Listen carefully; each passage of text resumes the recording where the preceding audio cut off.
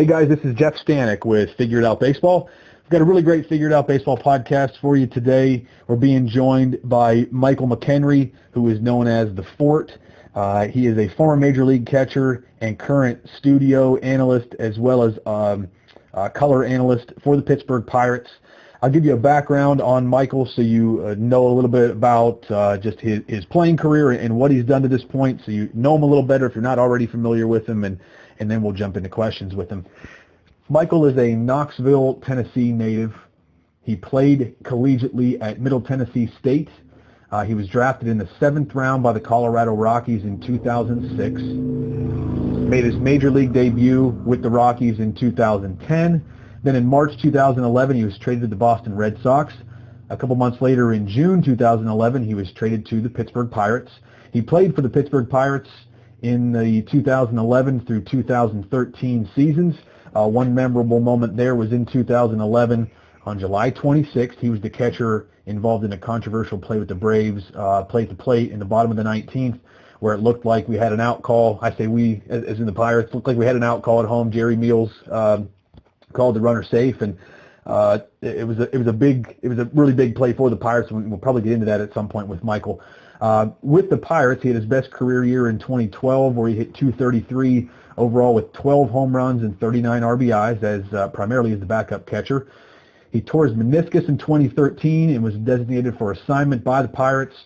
Then he went back to the Rockies, played with the Rockies in 2014 and 2015. In 2014, had a great year, hit .315 with 8 home runs and a .910 OPS, again as a backup catcher. Really terrific offensive numbers for a backup catcher.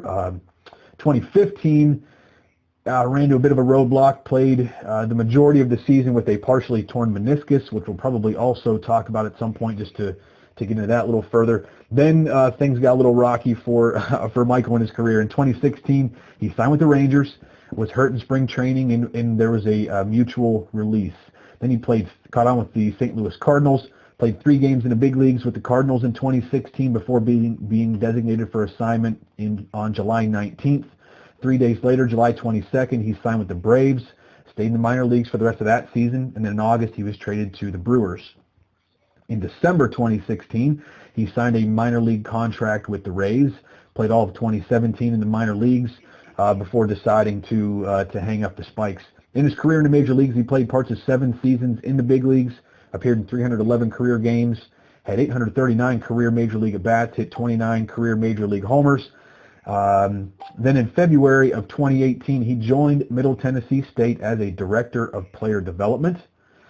Then in February 2019, that's when he caught on, went back with the Pirates. It was announced in February that year that he would replace the legendary Kent Tekulve as a studio analyst for AT&T Sportsnet in Pittsburgh.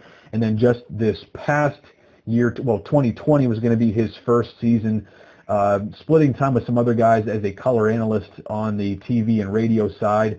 But right now we are in early April and in a period where baseball is still shut down. Hopefully we get to play at some point and get to hear Michael on the air. But Michael, really appreciate you spending some time with us today on the podcast. I really appreciate you having me, and thank you for the great bio and introduction. That was humbling. It's fun to talk with major leaguers for me. I like hearing a lot of the stories, and I like hearing things that go on behind the scenes and kind of the life. Now, for you, you were not drafted out of high school. You were a 7th round draft pick out of college. Was there any buzz in high school about potentially being drafted, or did you make that much progress? From high school into college, where you ended up being a 7th rounder? Because a lot of times a 7th rounder will at least be getting a decent amount of interest out of high school. Was that at all a possibility for you, or really did you not get a lot of looks at high school from pro teams? I kind of fell under the radar. The time when I was in high school was a lot different than it is now. There wasn't the capabilities of showing the type of things guys can do with analytics and the data that's available nowadays. I mean, if you go to a showcase, if you go to like one of the big ones on the East Coast Professional Showcase, you're playing against the best guys on the East Coast. Well, now they'll track your bat angle, your bat speed, your attack angle. They'll do all these different elements so scouts can really see where a guy's at and where he's projected to go.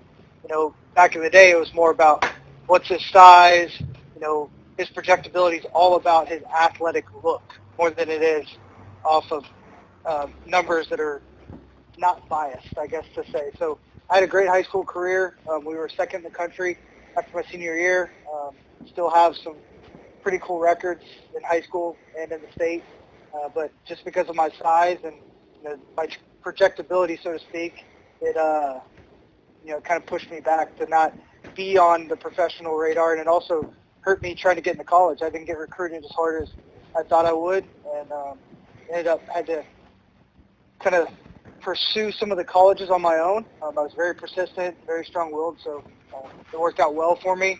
And one thing I do regret, and we can get into this a little bit more, is because of that, putting up great numbers, setting some records, doing some things, and then being very humbled very quickly. My freshman year in college at 169, I really struggled, never struggled my entire career up to that point. I'm 19 years old. And I look back on it now, I wouldn't change it for the world. I learned so much, changed my swing a little bit going into my sophomore year during the summer. But I put so much pressure on myself because I was trying to be more than I possibly could because of not getting looked at. I wanted to prove so many people wrong that I almost put so much pressure on myself that I started to not enjoy the game as much, and I started to resent it a little bit because it's just really tough sometimes when you don't know how to deal with failure. You put that added pressure on yourself.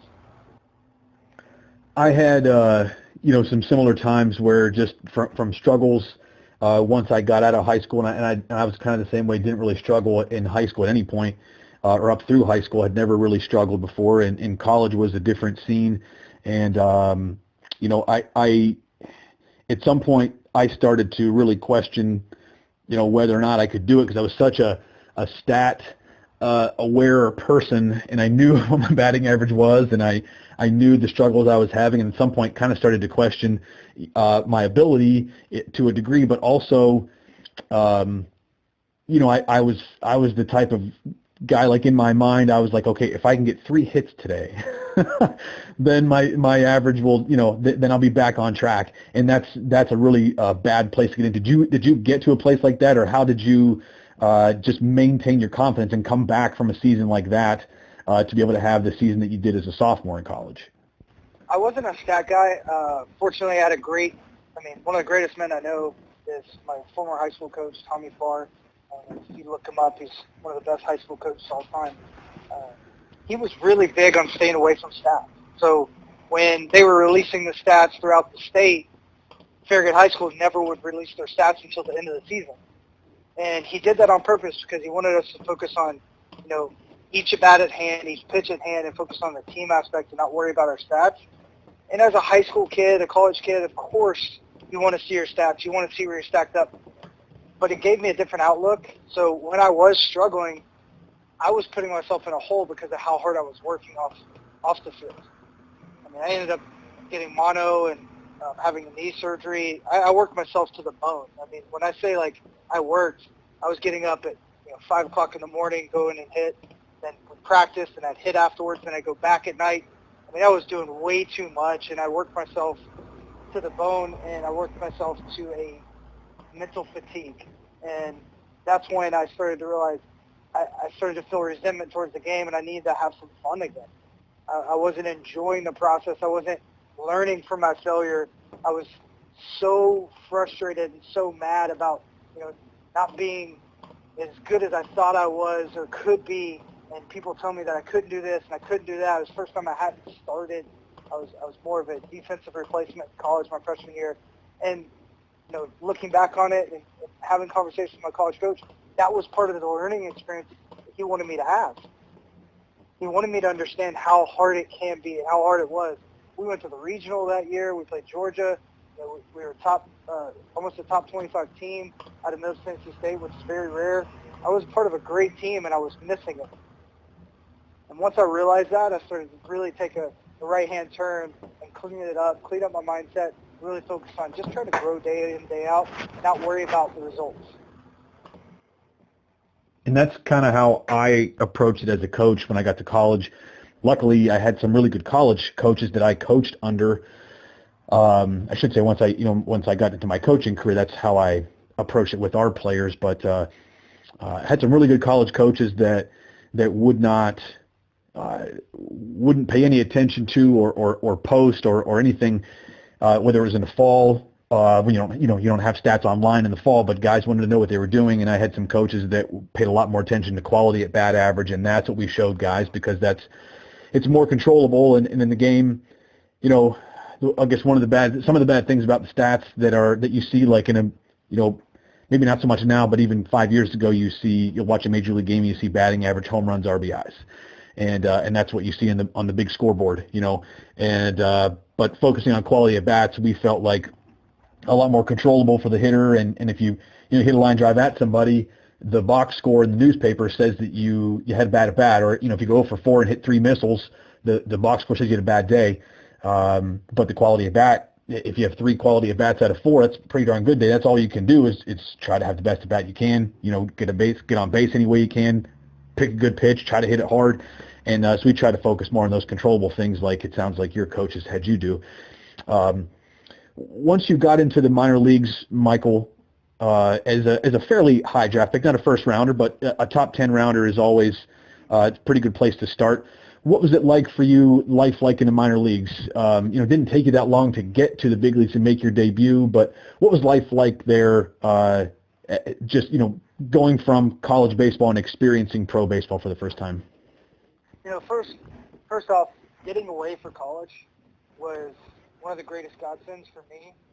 A lot of kids want to stay home and they want to go to their hometown team. There's nothing wrong with that, but I felt like being able to get out of my house, get down the road, just 2.5 hours away from where I grew up in Knoxville. I'm in Murfreesboro, Tennessee. That when I got drafted, I went to Washington State, so I went all the way across the country, and I wasn't nervous about it. I wasn't anxious. I was just ready to go. I'd already done my own laundry. I'd been cooking for myself.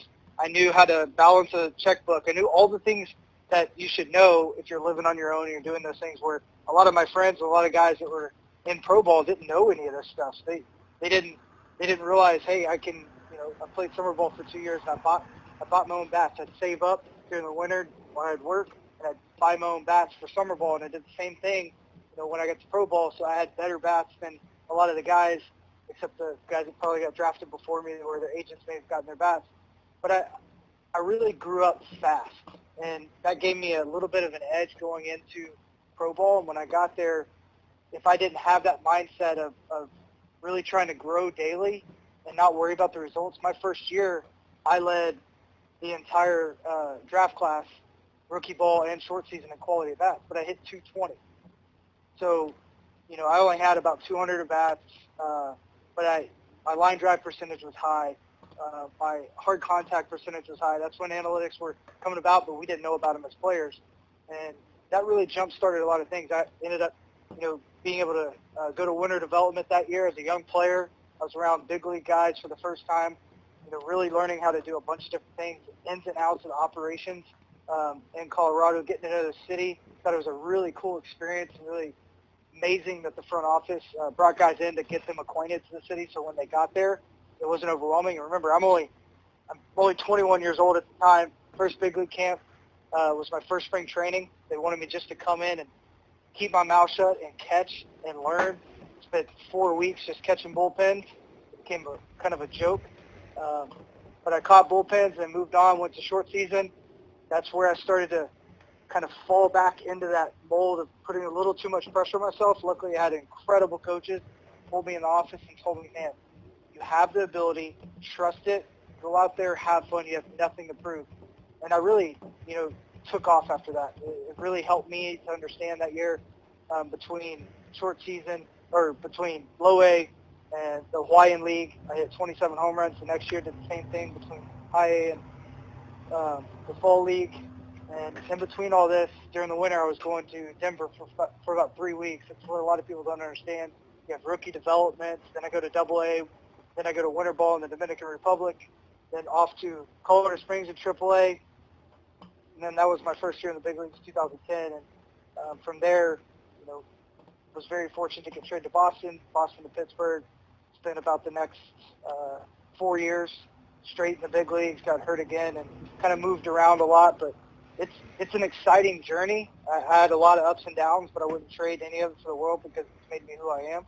And I think you learn the most through your adversities, like I've said in the past in this conversation. So for people that don't know about the minor leagues, it's not glitz and glamour.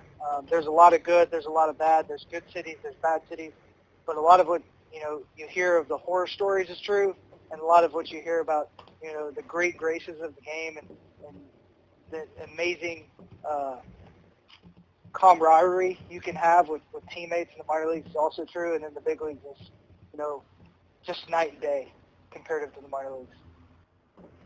What was the toughest part of going through the minor leagues for people who haven't experienced it? Is it the pay? Is it the bus rides? Is it the meal options? Just learning, I guess, for the first time to play every single day, whereas in college you're playing 4 days a week typically. What was it for you that was maybe the most difficult part about the minor leagues? I would say the movement. Like I told you, from 2006 to 2010, I didn't spend a full off season at home. I was always at spring training early doing a prospect camp or doing something. You're supposed to have 4 or 5 months at home. I really just had 2 to 3 months maybe because I played winter ball. I played in the fall league. I played in Hawaii. I was at the medical mini camp. I was at the rookie development camp. I was at the winter development camp. So being away from family and my wife, fiance at the time, could get hard at times. That was probably the hardest part and the part that never changed. Whether you're in the big leagues, whether you're getting designated and moving around, getting traded, the sacrifices the people around you are making and the longevity of being away from home can get tough. That's probably the hardest. Now you're chasing your dreams, so there's a lot of times where you can get your mind focused on that, and it really helps. But it's still that human element that it can pull on your heartstrings very, very quickly when you're not seeing your fiance or wife for a month and a half or 6 weeks, or you've got a 6-hour time difference and she's working full time, and you're writing emails to really try to keep in contact. So that's probably the hardest thing. The bus rides and stuff like that, they are what they are. You just had fun. You did what you had to do, and you look forward to the next game you got to play, and that really kept your focus off anything that happened. Whether your bus broke down, there's no air conditioning in your hotel room, or you're living with 3 guys and 2 of them are married in a 1-bedroom apartment. It's just like you just make do because you're chasing something that you love, and the risk to reward is so high. And then looking back at it, I didn't realize until going back in the minor league and spending a lot of 2016 and all of 2017 in the minor leagues, I didn't realize how bad it was with nutrition. We didn't have the protein shakes, the non-dairy, non-GMO, and all these different elements that the minor league guys have now. They have the opportunity to get fish oil and do all these different things that we didn't even have the opportunity to see. If we were going to do it, we had to talk to our strength coach, get it okayed, understand it, and then get it on our own. So all of that really has shifted in the minor leagues. The travel's very similar. The hotels have gotten a little bit better, but all in all, like looking back, the nutrition and taking care of your body, the mobility, all those things that have changed drastically since I was in the minor leagues. It baffles my mind sometimes that we didn't have some of those things. I mean, it really does. It's such a game changer when I think about it. And as I got older, how important it was to recover, stretch, mobility, and eat right. If I would have been doing that, if I would have known the information I knew then, I was still eating well, but didn't know all this mobility, movement stuff that is aware in today's game. So I think it really would have helped me to understand that as a young player. At what point did you think that you actually had a shot? I mean, maybe you always did because you were a 7th rounder, and I think a lot of top 10 rounders probably expected they'll get to the big leagues at some point. But when for you, and it could have been college, Michael, but when did you actually feel like I've got a shot here to get to the big leagues and actually be a major leaguer? I would say since I was a little kid, it was the dream, and I was so strong-willed. I was always thinking, like, this is my journey, this is what I'm doing, this is my journey, and I really created my life around chasing the dream. Even when I was 7 years old, it was baseball, baseball, baseball, baseball, and everything else wrapped around that. All the way through high school, through college, that's what it was. So I always had it in the back of my mind, but doubt settled in a lot along the way. Failure settled in.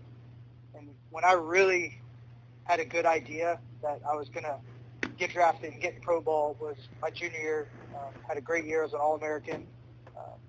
Was talking to a lot of the teams across the board. Agents were calling, and that's when it got real. I think up until then, I was still had that mindset of, like, don't settle, don't assume, don't settle, don't assume, just move forward. Because in high school, I settled a little bit, I assumed a little bit, and it hurt me. And I ended up paying for it my freshman year in college. So ever since then, I never settled, I never assumed. I prepared every single day for the worst, expected the best. And it really helped me to just focus on what I could do and not worry about the things I can't do. And I couldn't control getting drafted or where I was going to get drafted. I just waited, for that phone call on June 6th, and it came, and the rest is history. Did you have some people in the minor leagues, maybe coaches, or some other players around you that kind of helped you to be the guy that you were in the major leagues, or any particular coaches in the minor leagues, or other players maybe? And I don't know if this actually, how much this happens, but like if you're in the minor leagues and a major leaguer comes down for a rehab assignment and maybe spends a week in the same city as you, and I don't know if anything like that ever happened, but are there any people that you can point to, coaches or other players that really helped you on that journey and become someone who was set up to have a successful major league career? Yes, so the single greatest man that impacted my life was Tommy Farr, my high school coach. Still close to him, still talk to him. And then along the journey, I really learned how to become a catcher through my college coach, Steve Peterson, who just passed away. And he taught me that you should have grit, and it's your pitching staff. And he allowed me to call my own game from first game in college. The respect he had for the catching position, and how he expected you to be tough, and there's no excuses. And I remember one time I had MRSA in my right knee. He looked at me and said, "You don't exist until you're healthy." And I literally had a surgery that I went into thinking that they could possibly cut up my leg. I didn't know if I was going to come out of the surgery even with a leg. And the man that I looked up to told me I didn't exist until I was healthy. And it fired me up so much. You'd think I'd be upset, I would be mad. I was like, okay, I'm going to beat this, and I'm going to be on the field before he even knows it. And it worked. My mindset really tricked my body into doing things it shouldn't have done. And luckily I was on the field, almost 2 weeks before I was supposed to be. So, you have that guy who really impacted me. Then when I got into pro ball, Houston Amena, the hitting coach, in my first season, short season, and then in low A, really took a hold of me and almost made me like his adopted son. He was a little guy. He played 22 years professionally, and for some reason we just really hit it off. And he believed in me, maybe to a default at times, and he just kind of rode the ride with me for 2 years and really made me believe no matter what anybody says about my size, about my stature, it doesn't matter. Just keep going and keep going and keep going. And I promise you, you'll be the one at the end of the tunnel. And he was right. And then from there, Marv Foley, there's so many guys I could thank. But Jerry Weinstein, who's a mentor of mine now, is one of the catching gurus across the country. And then one player that really jumps out is Michael Kadyer. That 2014 season you were talking about, he's a guy that really taught me how to kind of take my play to the next level off the bench and own it. So changed my mindset, BP, and the sense of how my routine was worked, depending on the guy I was probably going to face that series or even that game, or in the pinch hit role, kind of the kind of swagger you needed to have, even from the first pitch of the game, even though you probably aren't going to hit to the 8th inning. I mean, he really taught me so much. He's one of the greatest baseball minds I've talked to. So there's so many that I could say, but if I had to keep it to a Fab 5, that's probably it right there. Once you got to the big leagues, as most big leaguers do, I'm sure there was still a lot of adversity. Being designated for assignment several times, being traded several times, catching on with with several different teams, having injuries, all that sort of stuff.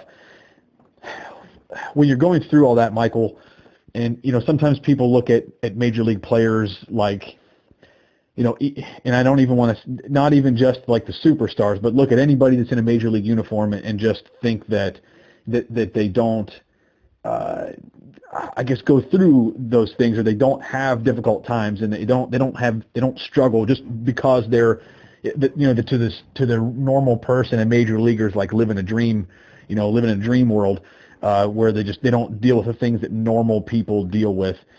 How did you and your family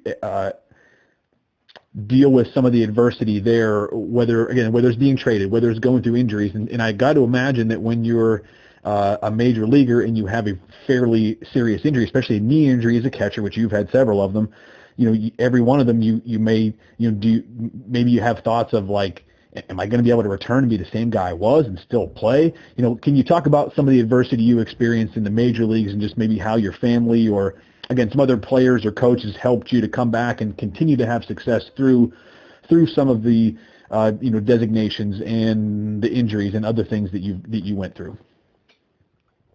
Loaded question, I know. No, it's a great question, and I think it brings a reality to the game. It's like, if you're in a major league uniform and on that field, you're still a human being. And no matter what, you can't run away from the world's problems. You can't run away from death. You can't run away from injury. You can't run away from tough luck or really anything.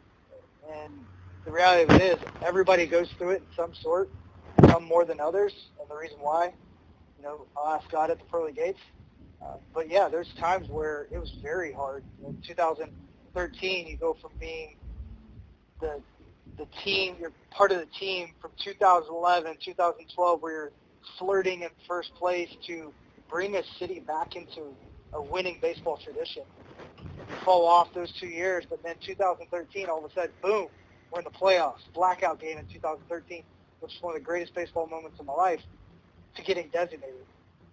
And just because you got hurt doing something you love and doing something at a very high level, the day I got hurt in Miami, I was 4 for 4 when I slid into second base, and my knee just completely torqued in a weird way, and my meniscus split in half. Uncontrollable, bad circumstance. I finished the game, and we moved forward, and kind of knew at that moment, I mean, literally, as soon as my knee hit that bag, I knew I was going to get designated, because I'm not a superstar. I wasn't, a guy that couldn't maybe be replaced in their minds, and I was up for arbitration. So I knew, like, all the triple fold of you don't want to have happen when you get hurt is literally happening all in real time in just a split second in my mind. So we keep going through, different things throughout your life. I mean, I remember the hardest thing I went through in all of baseball was in 2008 when my wife's dad passed away. But the grace that the organization in Colorado gave me, and Clint Hurdle, even though I was in high A, calling me and checking on Jacqueline, and the coordinators calling, the GM calling, the scouting director, all these guys calling and checking on me. Just realized how big of a family you have. They let me be home for 10 days. They didn't rush me back into the game. They slowly brought me back into it. I mean, there's, for all the weird nuances in the game and all the kind of bad that you can hear, there's a lot of light.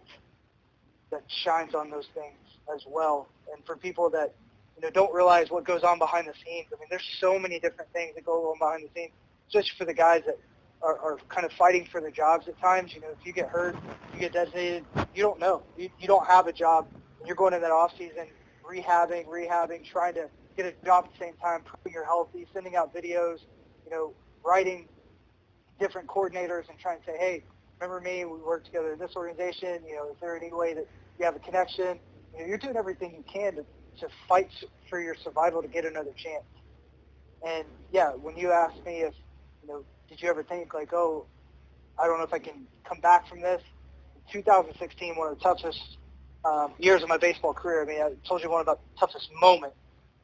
2016, make the team out of camp with Texas.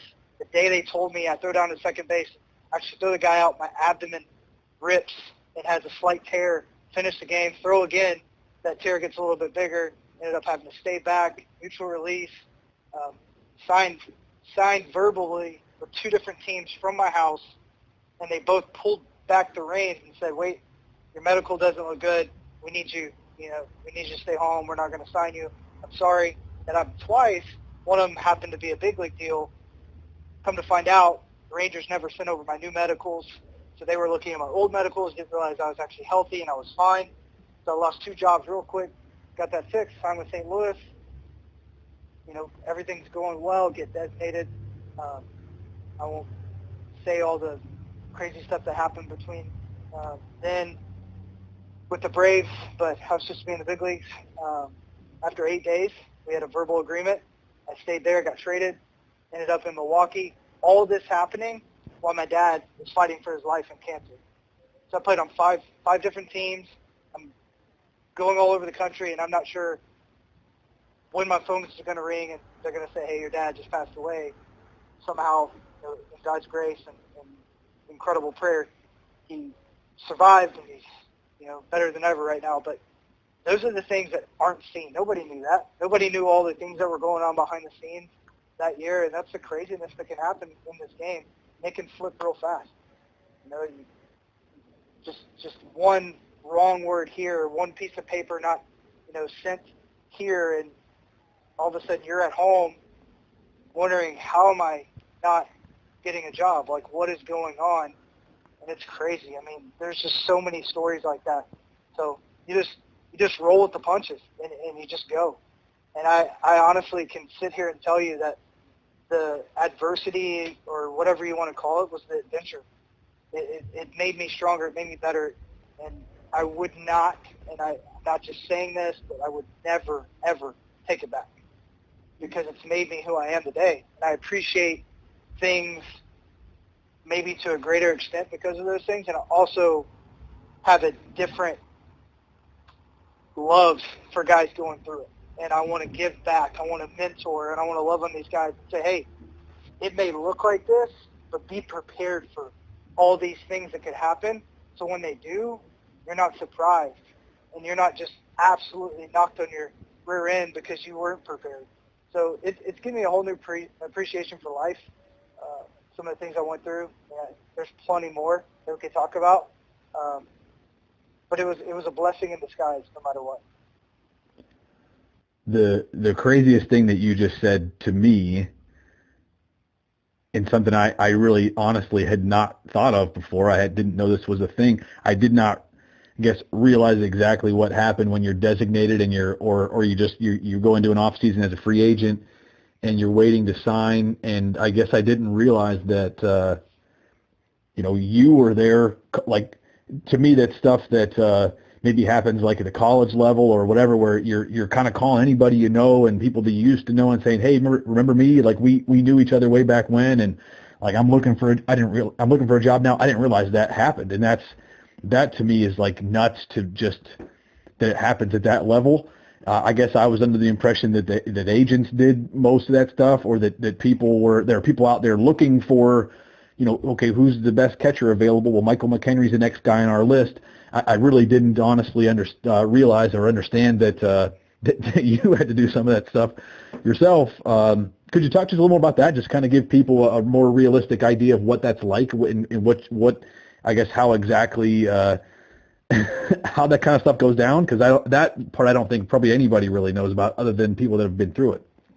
Yeah, I had one of the best agents you can imagine, and what he did, the work he did for me, and the push through he had. But you got to think he's one guy, and there's 30 teams that you're trying to get a hold of, and there's a trickle effect there. So maybe I know the GM, or maybe I know the assistant GM, but the farm director, if I'm signing a minor league deal that's a split contract with a major league team, is the guy that actually is going to push that contract through. He's the one that has the budget. He's the one that can do the split contracts. I mean, does he have to get it okay with the GM? Can the GM, make some suggestions? Absolutely. But there's so many nuances that aren't known about. So if you know a coordinator, or if you know a AAA coach or big league coach, and you can get a hold of them, say, hey, like, what's the situation there? Kind of get a feel, do your due diligence and understand, do you fit there? If you go there, are you even going to get a chance? And if you don't do that, I feel like, you hear about that in college, but if you're not doing that, and that's one thing my agent always said, like, do your due diligence. Who do you know that we could get a hold of and talk to? And he would do the same thing. So that way, like, we made an informed decision. I never signed anywhere where I felt like, oh, man, I just had no shot there. I had no business being, with that team. They had 77 catchers and blah, blah, blah. The only time that it was even close when I was signed with the Braves, and I walk in, there's 40-plus guys in the locker room as soon as I walk in, and that's just because there was deception there. And that's part of it. I mean, you got to realize it's business, and sometimes that's going to happen, but other than that, going into spring training, coming off injuries, I remember when I signed back with Colorado, a huge reason I signed back with Colorado is because I was dealing with something that I didn't know how I was going to come back. So I knew this training staff there. I knew the AAA coach there. I knew most of the big league staff. So it made me feel comfortable. So I ended up signing a minor league deal with Colorado and turned down 4 big league deals just because of the comfort and because of the due diligence that we did. And it ended up being a better situation. So I got the same contract, but it was just split. Ended up being put on the big league roster on March 25th before we even broke camp. So, it worked out well. Ended up spending 2 years there. But that would have been unheard of for people. I remember getting calls from other teams and saying, what are you doing, blah, blah. But we did our homework. We knew what we needed to do. We knew this was the best situation for me, especially, making sure that I was comfortable and that I was going to be able to free my mind to just play and not worry about, getting hurt. And that fact was proven to me when I signed with Texas. 100% the right place to go, made the team out of camp, but I got pushed, and I pushed, and I pushed, and I pushed, because that's my personality. I didn't have anybody hold back the reins on me there, which I did in Colorado.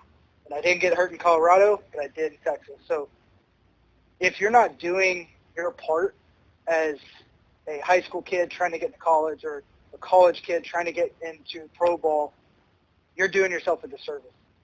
You can't just put all your eggs in your agent's basket and say, go get me a job. If you're not driving to Florida and trying to find a tryout, that's your fault. It's not your agent's fault. He's got plenty of clients, and he's working for you for free until you get to the big leagues. So he's doing it, literally, he's serving you in every single way, and he's doing it for free. So help him out, help yourself out, and do what you have to do, whether it's emailing farm directors, whether it's showing up at their door, cleaning cleats, whatever you want to do. If you really want to play, prove it.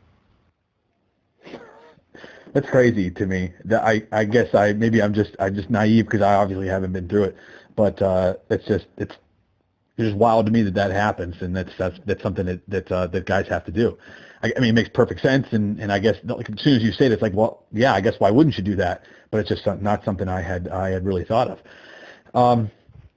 So now you've moved on from playing, and you spent a year helping on the Middle Tennessee coaching staff, and then you worked your way onto the Pirates analyst staff, and this year, 2020, you were supposed to begin to be on TV and the radio. Why is that a fit for you at this point with your personality? And I've said this to you before, but you sound like a coach, when you talk, just with your passion and the way that you like to use your experience to help other people. Those sound like coaching things, but you've decided to settle up, not settle, I shouldn't use that word, but you've landed on the analyst side of things. Why was that the right decision for Michael McKenry at this point? It was an opportunity to learn. And I think I got to go back to why I retired. I had an opportunity to play with really one of the only teams I wanted to play for, and I called a guy, Jerry Weinstein, going back to probably maybe the greatest college baseball coach in our era. And I said, Jerry, here's my situation. I got offered to be the AT&T sports analyst. I'm the director at MTSU, or player development at MTSU. I can do that from Pittsburgh. But so-and-so called, and their offer is really, really good. So I told him the offer, and he asked me one question. He said, will you be mad to analyze somebody that you're better than? Because that's going to happen for a while, especially the way you keep yourself in shape. I just kind of laughed, and I said, no, of course not. And he goes, take the job. And I couldn't believe it. Like, I literally fell on the floor. Like, you got to be kidding me. Why? And he goes, you have a chance to learn from the entire league. You have a chance to talk to GMs, other managers, hitting coaches, catching coordinators. The entire bundle of baseball knowledge is going to be right at your doorstep. And for your personality and for who you are, that's going to set you up for whether this is your job for the future or if you want to coach. You're going to get so much more out of this than you ever would by, being a first base coach in the big leagues or, being a bullpen coach or anything to that manner. You're going to get to literally pick and choose information that you like from different organizations because you're going to be around everybody and you're going to have open communication. I was like, oh, I never thought about that. And sure enough, just in a timely, godly fashion, the exact same day, John Gruden takes the job with the Oakland Raiders and says the exact same thing that Jerry said, that his time being an analyst was an opportunity to learn from everyone. He got to see different, teams in the weight room. He got to see schemes. He got to see, how they ran their defense and their offense, and got to talk to offensive coordinators, defensive coordinators. He just had this plethora of knowledge to sift from, and I was like, all right, I get it. This is what I need to do, and I did. I think there was still some fear there because I hated talking in front of people growing up. I had learning disabilities that I had to get over, and obviously I did going into pro ball and really learned how to deal with a lot of those things. So there was still that fear there, but I did, and I'm glad I did. It's been an incredible opportunity, and then the opportunity to get in the booth this year. I got to do some in spring training before they shut it all down, and you really do get to see everything from a completely different viewpoint. The game slows down a little bit. I'll never forget how hard the game is, which some analysts can do at times. And I do get to talk to people that maybe I wouldn't get to talk to if I was tied down with one team or if I was a coach because of, whether they think you're infringing on what they're doing or you're trying to steal something. I get an opportunity to really learn from all aspects of the game. And I get the impression that that's not the easiest thing to do at the pro level because, and I say that because with this podcast, in the website itself, college coaches are really very eager to share the things that they do. The website at this point, we have 400 plus videos on the site, and it's all from college coaches, and there are some guys that have graduated into pro ball, but all these college guys are just sharing all the things that they do, and a lot of it is like what they're doing with their actual players right now on campus, but all the pro guys that I know, when I get a hold of them and say, hey, do you want to do some video? They're all like, yeah, our organization doesn't really like us to share things. Like, I can go to a convention and speak, but even then I got to keep it kind of general, and they really don't like us to do any video content, because that's the advantage, I guess. They want to sort of keep it close to the vest as far as what they're doing and what's different from other organizations. So the position that you're in and you get to see all this stuff, you're probably right that a lot of that wouldn't be available if you were just with one team, but if you were a coach on the field, but now as an analyst, you get a chance to do that. So, daily life of an analyst you actually get to do the things that you thought you would do? I mean, do you get to talk to these hitting coaches, pitching coaches, GMs? Like, do you act, in players, do you get that access that you thought you would, and kind of get the experience that Jerry Weinstein, kind of laid out that you would get? I do, and maybe even a little bit more, because, I've been able to not just sit down with players, break down videos, sit down with video coordinators, see new technology, but I get to do it almost like a fly on the wall. And I allow people to come to me most of the time. I don't usually ask a bunch of questions. I just listen. And the opportunity has been incredible to not only just be a part of conversation, but be almost enthralled in some conversation. And I remember one conversation I had last year between a couple of people. It was almost an argument between all of us, trying to talk about how to maximize player ability through, identifying, what they need, how they need it, when they need it, and all these different elements. I mean, it was a blast.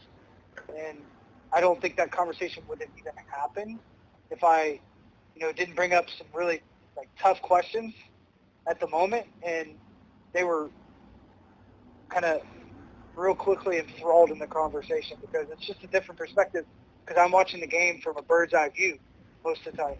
And I have the capability to watch the game on 3 different screens. While they're watching the game in real time, I'm watching the game in real time, delayed time, and then I'm watching the computer screen on the Baseball Savant and MLB app as well, seeing all these things happening in real time, and they're watching the game just for the game. And then they have to probably go back and rewatch it. So, I just get a completely different look. And then I can ask questions or be in conversations and hear some things that help me either piece some things together or intrigue me enough to go look deeper.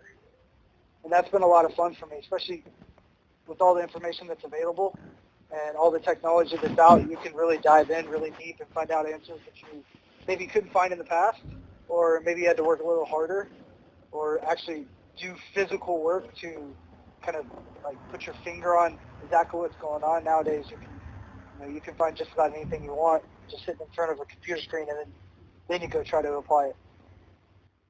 So the tech, analytics, data, all that stuff is moving really fast nowadays, and I know from our past conversations that that's a part of the game that you really like. You like diving into that kind of stuff. Do you get to satisfy your need there as well? And do you get access to people that you could talk to gain better understandings of all the ways that are out there to learn now as an analyst? Do you get that? Do you get I guess your desire fulfilled on the analyst side? Learning that sort of things as well, or do you, as opposed to somebody that's on the field and is, maybe more hands-on? I know you still work with players, but someone that's like a major league hitting coach or a minor league hitting coach is with guys in the cage every day. Do you get that part of your hunger satisfied, I guess, by being an analyst and being able to dive into numbers in the way that you do? Is that something that you feel like you get to experience as well as an analyst?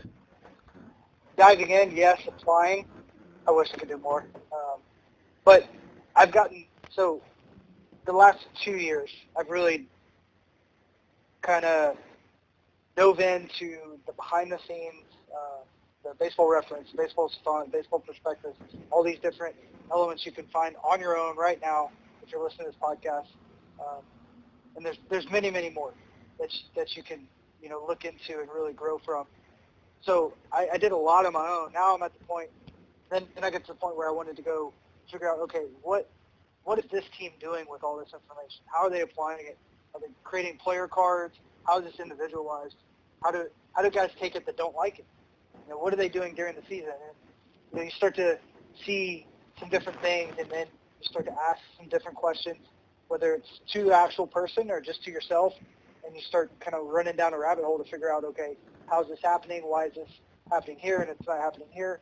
And then this year was where I was really going to focus on the actual math side of it and learn kind of, how these algorithms are put together, how they're, processing them and why they're processing them, and really trying to get in front of people that maybe aren't baseball guys, that are more statistic guys and math guys and the guys that are trying to, really monetize all this in a different way and figure out like where it could be better and how they can kind of sift through it, and then ask some really weird questions, which I love to do, see their thought on it. And since they're not baseball guys, you get a different perspective, and then you go back and see how maybe that could apply to the baseball side, or you talk to the baseball people, and you kind of be that bridge between the two.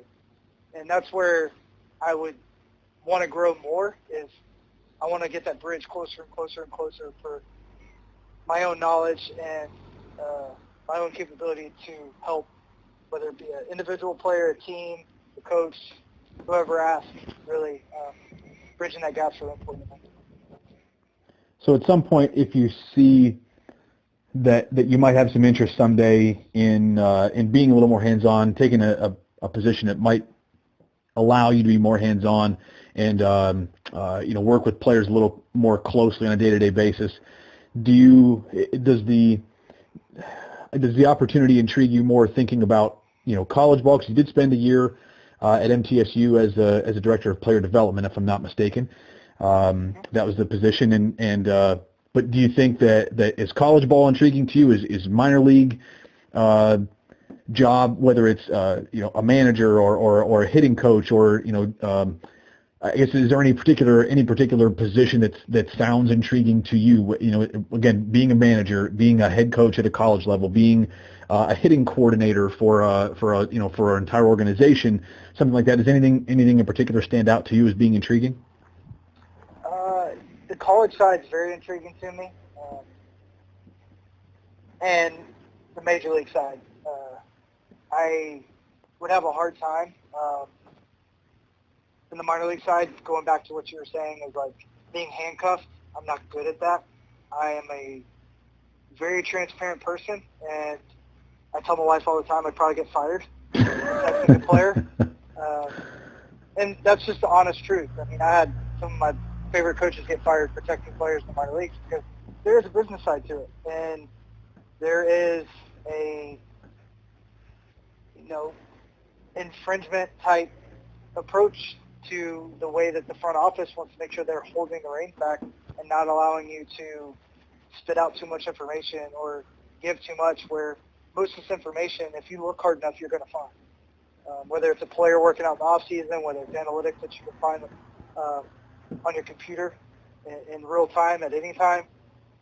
There's capabilities now that have not existed in the past to really dive into what is going on in the league. How you apply them is really the separator, and I think that starts with just asking a guy how they're doing and who they are.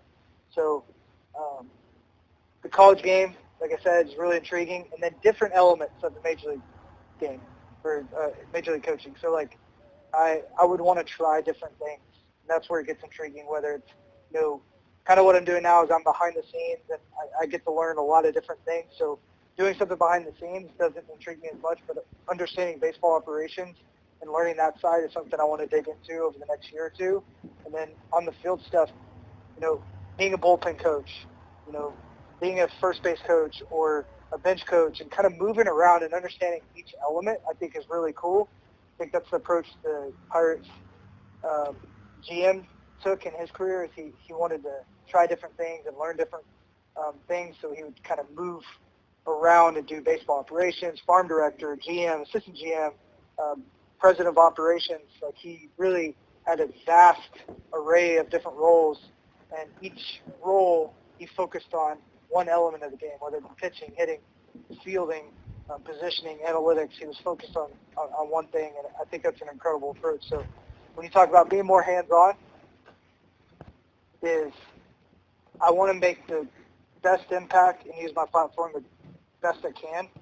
So if one day God leads me into being a coach or being on the field, I pray that's the position I'm in, is where I can impact someone to create a ripple effect.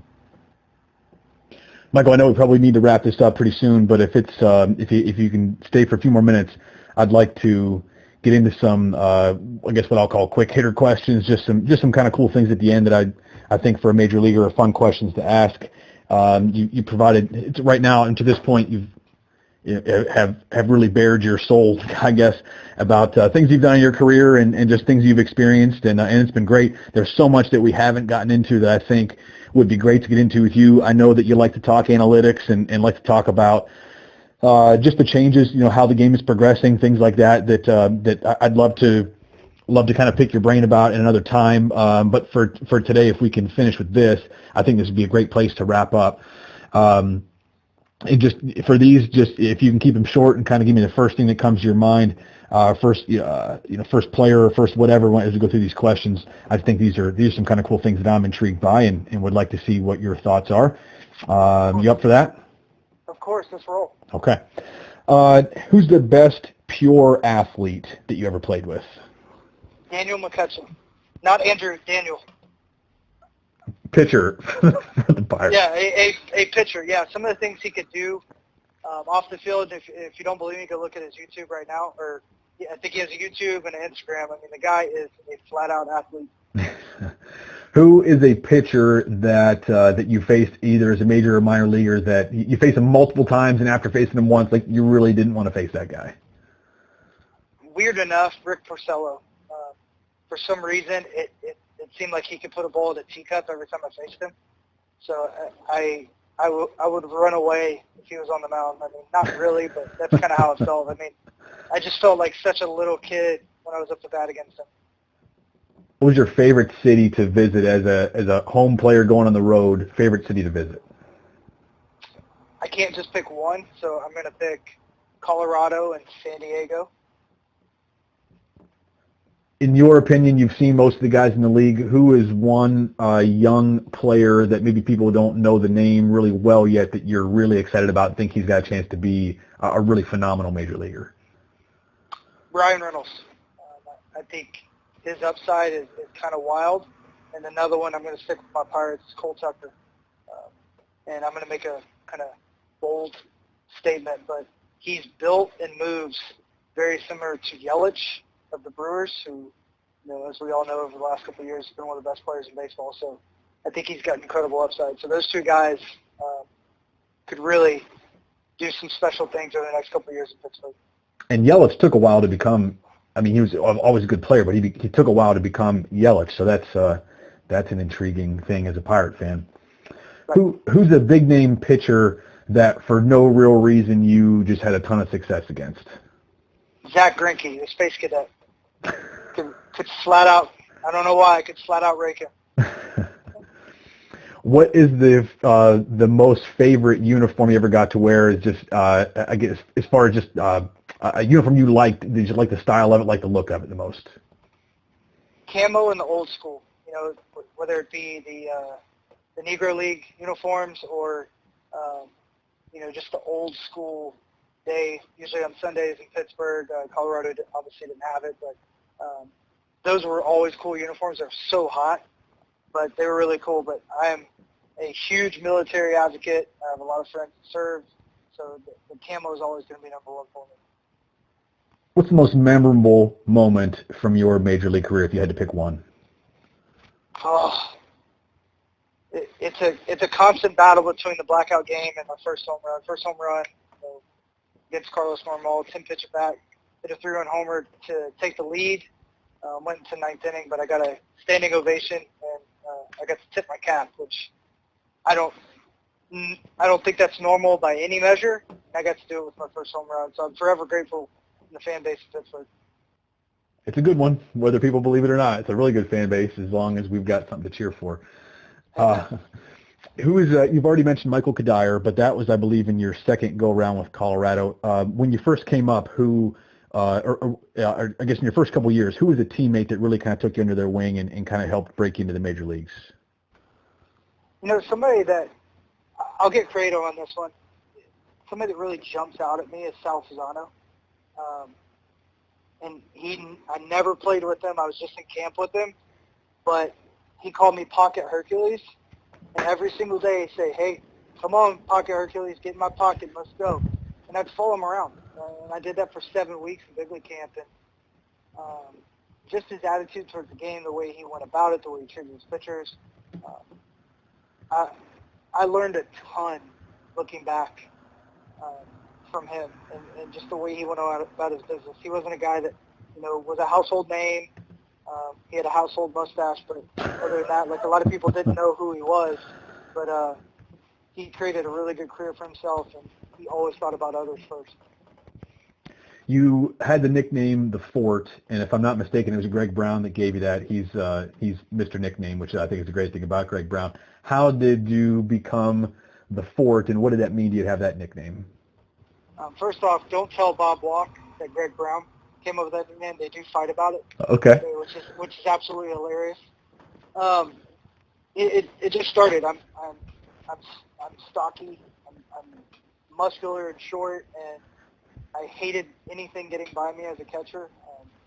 And I think I had a game where I blocked a bunch of balls, and both those guys, whoever actually came up with it, nicknamed me The Fort after the Fort McKenry in Baltimore, the fort that the Star Spangled Banners, really, that's where the song came from. So if you don't know your history, go look it up. It's really cool. If you've never been to Fort McKenry, you should go. It's really neat. I was very fortunate to go, and they did a special on it at AT&T Sportsnet. But it's amazing how that nickname has followed me everywhere I've gone. It didn't matter what team I signed for. It didn't matter where I was. It always stuck with me. And there's many, many worse nicknames you could have. I'm very fortunate to have a really cool one. For those of you who don't ever listen to the Pirates broadcast, I think we've got some really great broadcasters, and I keep saying we. I've grown up a Pirate fan, and it's just we're if you're a Pittsburgh guy and a Pittsburgh fan, it's a we kind of mentality around here. But Greg Brown is a great one, and Bob Walk is one of he might be my favorite color analyst in the game. I really love Bob. Michael McKenry will creep in there, I'm sure, as you get on the air a little more. But the last one, Michael, do you have any sort of prediction or thoughts about the direction that baseball's headed, and maybe what might be a new norm, say 5 or 10 years from now in the game? I think technology is going to be more available for fans in real time. What that looks like, I'm not really sure. And I think it's slowly becoming an international game. I think you're going to see more of an actual World Series. I know they already do a little bit of something like that, but instead of doing it during spring training, I think that just the way travel is getting easier, how Major League Baseball and Korea and Japan and Dominican Republic, all these regions and countries and all this stuff are really spreading out and diversifying. I think you're going to see something really special when it comes to how baseball could grow on a world base. Are you thinking do you think that there'll be teams from in the major leagues in other countries, or do you think that the team that wins the champion from Major League Baseball will go play the champion of another league? What do you think is going to actually happen? Do you have any idea? I do like the idea of the winner of Major League Baseball playing the winner of Japan. I think all that stuff would be really, really neat. I think there's a lot that's going to have to go into it. You're going to see expansion first, whether it's 1, 2, 3, 4 teams. I think there'll be another team in Canada before too long, maybe a team in Puerto Rico. I think it's going to expand, and that once it expands and it goes a little bit into maybe just North America, and then it may branch out. But I think there's too many Americans going to play abroad, too many Japan players coming to play abroad, that at some point there's not going to be kind of a intertwining of the two. I love it. That was probably maybe the slowest quick hitter ever, but you can blame me for that. I can't just be brief. It's just not something that's in my DNA. But that was great. It's good. Great insight to all this stuff. And Michael, I appreciate all the information that you've shared today, and just giving people a little bit of a different insight as to maybe what they normally hear, and giving people some background on what the life is like in the minor leagues and major leagues. It's just so cool to hear, and I appreciate everything that you've done today and the time you've spent with us. And I really hope that we can do this again and maybe get into some different stuff, some things that I know are really interesting to you and that we didn't really get to touch on today. But Michael McKenry, everybody, he's a former major leaguer, 7-year major league veteran, who's now an analyst for the Pittsburgh Pirates. And Michael, just can't thank you enough for spending the time with me on the podcast today. Hey, I really appreciate it. Everyone who's listening, God bless you. And God bless you, sir. It was a lot of fun. Thank you so much.